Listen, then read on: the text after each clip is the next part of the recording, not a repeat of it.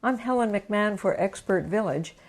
Okay, well there's an idea of what the checkerboard would look. You just continue until all of the places are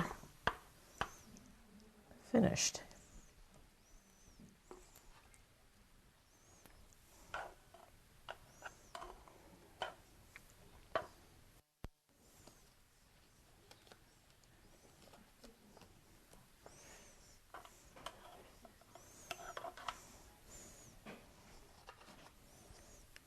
They fill in here, and then you take a corner piece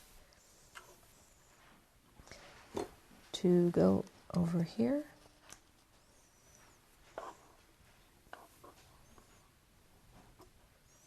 Let's see.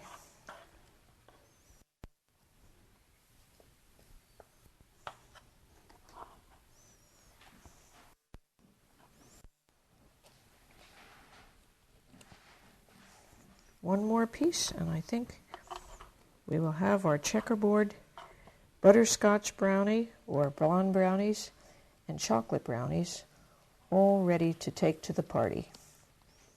And there we have butterscotch or blonde brownies and chocolate brownies in a checkerboard form.